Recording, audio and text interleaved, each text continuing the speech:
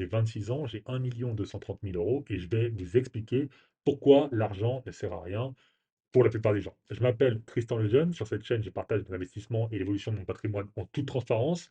Et sous l'une de mes vidéos, quelqu'un m'a demandé pourquoi tout ça, pourquoi accumuler, pourquoi travailler pour gagner autant d'argent, pourquoi chercher à le faire fructifier, pourquoi devenir riche, où est le bonheur là-dedans, où est l'épanouissement. Et j'ai trouvé que c'était une bonne question, donc je vais y répondre. Le premier point, c'est le point de la survie. La France, c'est le mode facile et c'est difficile de s'en rendre compte tant qu'on n'a pas voyagé et d'autant plus tant qu'on n'a pas vécu en dehors de la France, notamment dans les pays du tiers-monde. C'est facile de rester pauvre en France, c'est facile de vivre en l'étang. Sur le plan de la survie, vous ne risquez rien ou presque. Vous serez toujours nourri, soigné, aidé par des associations gratuitement. Si vous avez un peu d'énergie et que vous n'êtes pas atteint psychologiquement d'une maladie mentale, vous serez aussi logé. Vous aurez toujours un petit travail, c'est-à-dire vous arriverez toujours à trouver de l'intérim, à faire des travaux peu qualifiés facilement en France. Vous pourrez toujours avoir des aides sociales et globalement, même en faisant du parasitage complet, si vous ne travaillez pas, vous arriverez à avoir une vie décente sur le plan de la survie. Donc la survie de base, elle est accessible à 100% des habitants en France, à 100% de la population.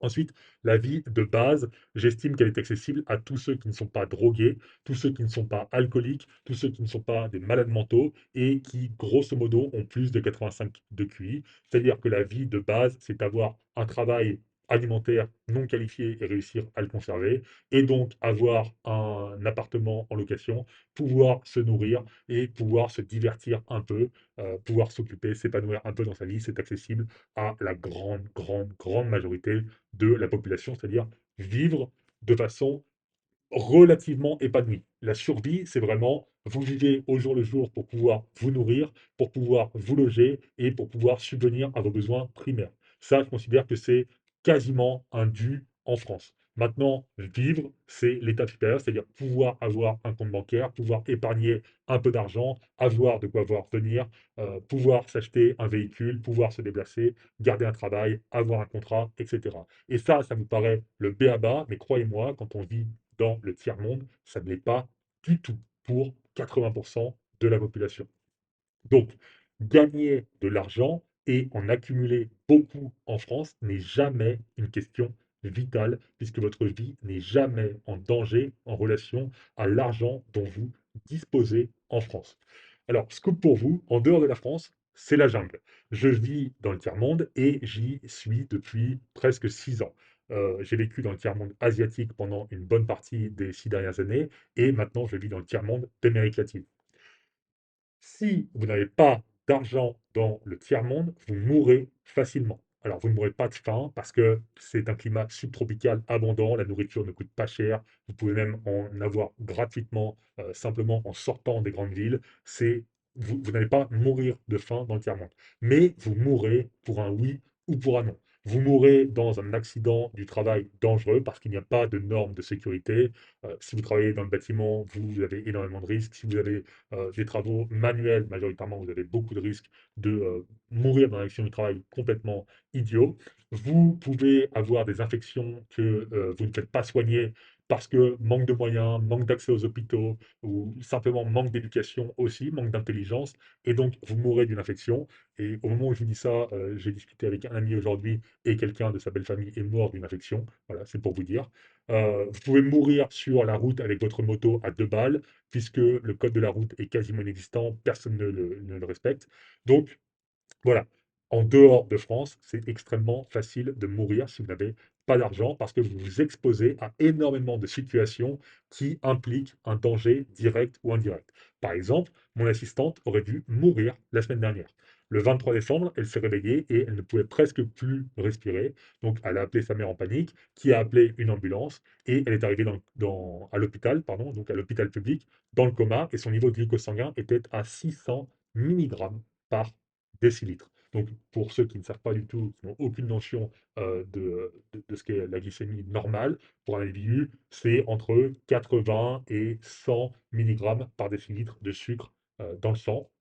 Et il se trouve qu'elle était à 600 milligrammes par décilitre. Et donc, c'est extrêmement, extrêmement grave. La plupart des gens meurent quand ils sont à ce niveau-là. Donc, forcément, ils lui ont filé de l'insuline, elle s'est fait hospitaliser pendant 7 jours et ils lui ont diagnostiqué pardon, un diabète de type 1 à 24 ans.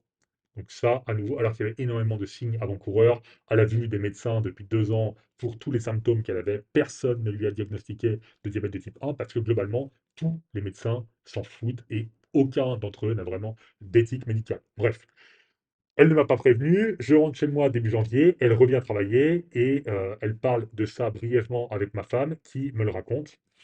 Ici, il n'y a pas de sécurité sociale. Son insuline pour vivre dans de bonnes conditions va lui coûter 100 euros par mois. Elle devra faire des injections à vie et son espérance de vie est maintenant autour de 50, 55 ans.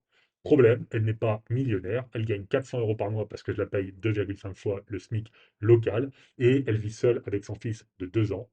Donc vous faites le calcul. Désormais, un quart de son salaire va partir en insuline simplement pour survivre. Vous faites le calcul à nouveau, c'est une situation précaire. Si demain je déménage, si demain je change de pays, elle n'a plus d'emploi, elle retourne au SMIC, elle doit travailler beaucoup plus que ce qu'elle le fait aujourd'hui, et probablement que la moitié de son salaire ira dans le fait de ne pas mourir en s'achetant de l'insuline.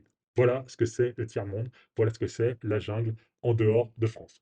Et pourquoi je précise ça? Parce qu'elle ne voulait pas me parler de son hospitalisation, parce qu'elle était persuadée que j'allais la virer à cause de sa faiblesse. En dehors de l'Occident, c'est la jungle. La vie, la mort, la maladie, tout le monde s'en fout. Les gens vivent, les gens meurent parce qu'ils n'ont pas les moyens de se payer de l'insuline. Alors je ne dis pas que c'est un privilège en France, vos ancêtres ont bossé pour ça, vous bossez pour ça, la productivité des Occidentaux est supérieure, l'intelligence est supérieure, l'innovation est supérieure, c'est normal en France, en Occident, de ne pas pouvoir mourir de faim, de pouvoir survivre sans aucun effort majeur, de pouvoir vivre une vie décente sans avoir besoin de produire des efforts énormes. Ça, c'est normal, mais ça n'est pas la norme ailleurs. Et au rythme où on va en Occident et en France spécifiquement, rien ne garantit que tout ça reste en mode facile pendant les décennies à venir. Forcément, quand on importe le tiers-monde, on finit par le devenir.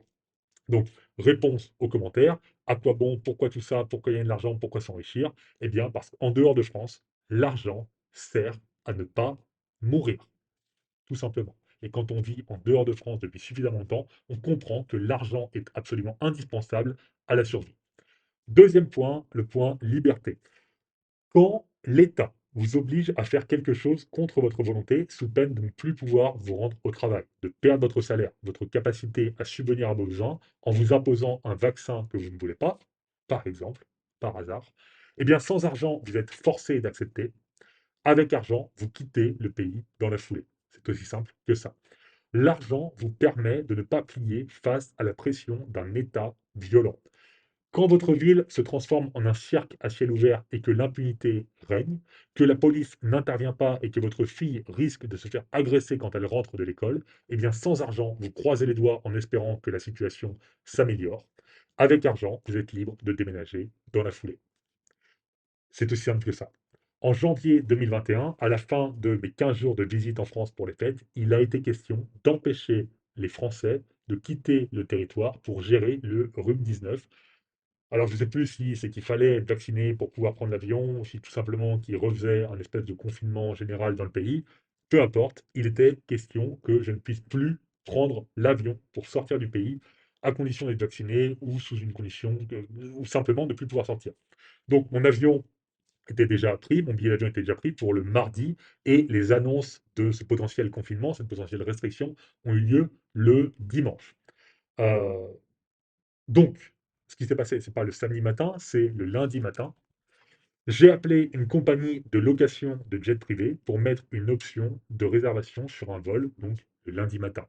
Pour 20 000 euros, j'aurais pu quitter le pays et rentrer chez moi en Europe de l'Est en jet privé parce que les conditions ne s'appliquaient évidemment pas dans le cas où je voyageais en jet privé, puisque je vous rappelle que c'était pour empêcher qu'il y ait du contact entre les individus. Forcément, je prenais un jet privé tout seul, je pouvais sortir du territoire. Par chance, je n'ai pas eu à le faire, mais l'argent m'offrait cette liberté. Réponse aux commentaires. Quand des États ou des individus vous persécutent, ou même quand des États et des individus vous persécutent, l'argent permet de s'en libérer. Troisième point, la dopamine. La sensation la plus agréable qui existe pour la plupart des gens est la sensation de progrès. Progresser à la salle de sport pour devenir plus musclé, progresser à la guitare et jouer de nouveaux morceaux, progresser en italien et faire des conversations complètes, progresser dans sa carrière et gagner plus d'argent. L'argent offre de la sécurité et de la liberté. Accumuler de l'argent augmente la sensation de sécurité et de liberté. Et la dopamine reçue dans l'accumulation est puissante. C'est un cercle vertueux. Plus vous gagnez d'argent, plus vous avez de sécurité et de liberté. Plus vous avez de sécurité et de liberté, mieux vous vous sentez, plus vous êtes à même de gagner de l'argent. Et c'est une récompense dopaminique complète du début à la fin. Donc, dans mon cas personnel, l'accumulation d'argent résulte directement et majoritairement de mon activité professionnelle. Ayant une entreprise de conseil dans le domaine de la santé, on peut faire un lien. Plus j'améliore la santé des gens, plus je suis payé. Il y a donc une corrélation directe entre ce que j'apporte au monde et la quantité d'argent que j'accumule. Et c'est particulièrement dopaminergique. Réponse aux commentaires. Accumuler de l'argent est un jeu stimulant, intéressant et infini. Donc, à quoi bon faire tout ça? Pourquoi faire tout ça? Parce que c'est un jeu intéressant, stimulant et infini.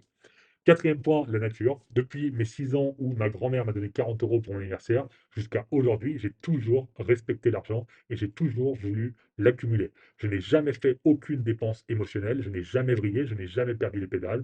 Même aujourd'hui, en étant millionnaire, je compare le prix du riz au kilo quand je commande mes courses et c'est automatique. Ce n'est pas quelque chose que je contrôle, c'est naturel. J'essaye de faire le meilleur choix possible. Et je fais encore des calculs inconscients sur le rapport qualité-prix de la plupart des choses pour lesquelles je dépense de l'argent. Alors, ça ne m'empêche pas d'avoir un train de vie à 5 000 euros par mois en moyenne. C'est simplement 5 000 euros très bien dépensés. Je gagne et j'accumule l'argent malgré moi. C'est inné et c'est renforcé par une éducation économique liée à la classe sociale de mes parents. Puisqu'on était pauvre, j'ai vite assimilé que l'argent comptait et qu'il fallait le compter. Donc, arrêter de travailler, arrêter d'investir, arrêter de m'améliorer me pousserait à vivre une vie qui n'est simplement pas la mienne. Une vie que je trouverais désagréable et dans laquelle je ne m'épanouirais pas. Donc, réponse aux commentaires. S'enrichir est une conséquence de mon profil psychologique et de l'éducation que j'ai reçue, tout simplement. Cinquième et dernier point, quoi d'autre? Dans la vie d'un homme, il y a 5 grands jeux. Le physique, c'est-à-dire améliorer son apparence physique, son corps, améliorer sa santé, devenir plus beau et améliorer ses compétences de combat, donc physique. Le psychologique, c'est-à-dire l'intelligence, la culture, les langues, être de plus en plus intelligent, s'informer, s'améliorer là-dessus, avoir de plus en plus de culture, parler de plus en plus de langues. Le spirituel, donc la religion et la philosophie, développer sa relation donc, à l'immanent. Si vous décidez que c'est important pour vous, lire et accumuler des connaissances philosophiques qui permettent de se construire sa morale, son échelle de valeur, etc. Les femmes, c'est-à-dire besoin primaire d'avoir des relations sexuelles avec des femmes, toute la notion de drague, d'amour, de désir, de séduction, qui est le point important de la vie d'un homme, et l'argent. Donc voilà les 5 grands jeux de la vie d'un homme et je joue à tous les jeux en même temps. Donc, si on ne me demande pas pourquoi tu fais du sport, quel intérêt, à quoi bon, parce que c'est tout simplement évident. Si on ne me demande pas pourquoi tu lis des livres, pourquoi tu t'informes sur tel et tel sujet, quel intérêt, etc., parce que c'est évident. Si on ne me demande pas pourquoi tu es une femme, pourquoi tu as des enfants, à quoi bon, etc., si c'est évident. Alors pourquoi la question de l'argent existerait-elle? Je joue le jeu de la vie et je me débrouille un peu partout et a priori, j'ai la chance de m'en sortir correctement, sans être flamboyant complètement, à celui de l'argent. Et aussi, j'ai une vision winner takes all de la vie. Je suis convaincu que gagner d'un côté n'implique pas de perdre de l'autre. Alors, il faut recevoir des objections comme oui, tu as de l'argent, mais tu n'as pas autant d'amis que moi. C'est faux. Oui, tu as de l'argent, mais tu as pas autant de culture que moi. C'est faux. Oui, tu as de l'argent, mais tu profites plus des choses simples de la vie. C'est faux.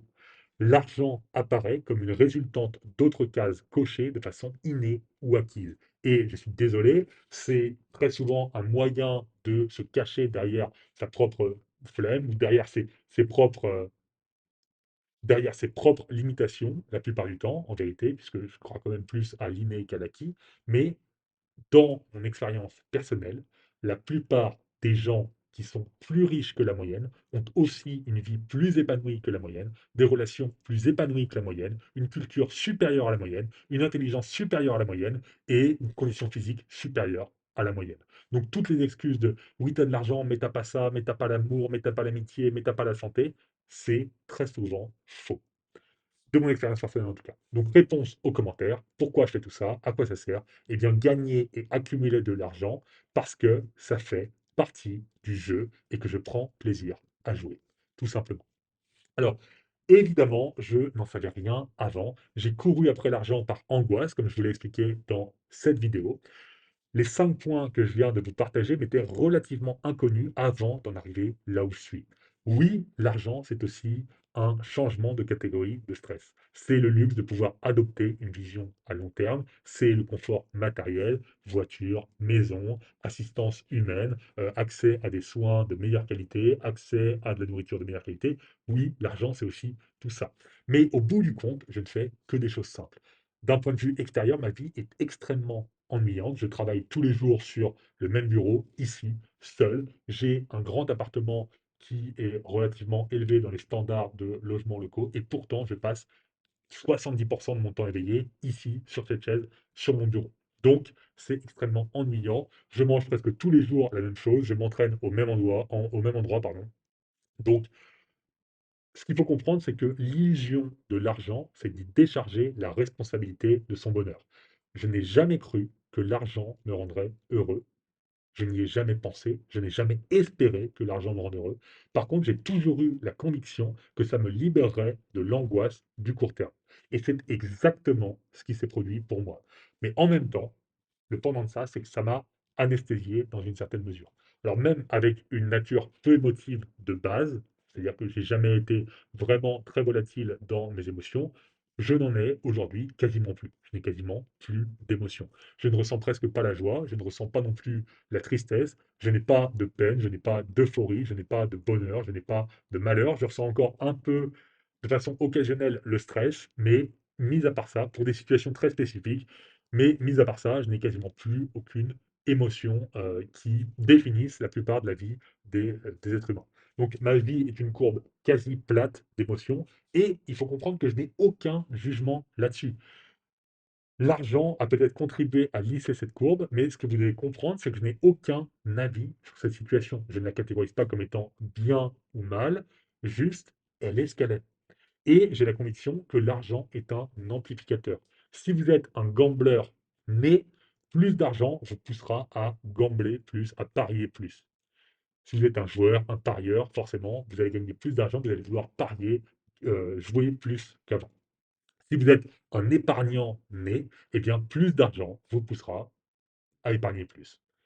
Si vous avez une nature très émotive et que vous vivez les choses à 100%, eh bien, l'argent amplifiera ce phénomène en vous donnant accès à toujours plus d'opportunités, d'expériences, de vie à vivre et donc de plus en plus d'émotions et de plus en plus d'émotions intenses à vivre. Ça, c'est mon opinion. Si vous avez une nature très rationnelle, calculatrice, anticipatrice, planificatrice comme moi, et que de base, vous êtes un individu avec un profil psychologique particulier, à savoir peu d'émotions ou peu de sensibilité à la plupart des émotions humaines, eh bien, l'argent amplifiera probablement ce phénomène en finissant d'achever la part d'émotions qu'il vous restait.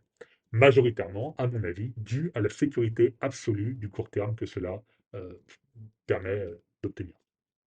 Voilà, cette année, je vous publierai une vidéo axée sur ma perception de la vie, de la mort, du sens que tout ça a pour moi, un peu plus profonde, un peu plus psychologique et pas forcément liée exclusivement à l'argent. En attendant, vous pouvez vous abonner et regarder les vidéos précédentes. Et je vous rappelle que je n'ai rien à vous vendre. Cette chaîne YouTube me sert juste de carnet de bord.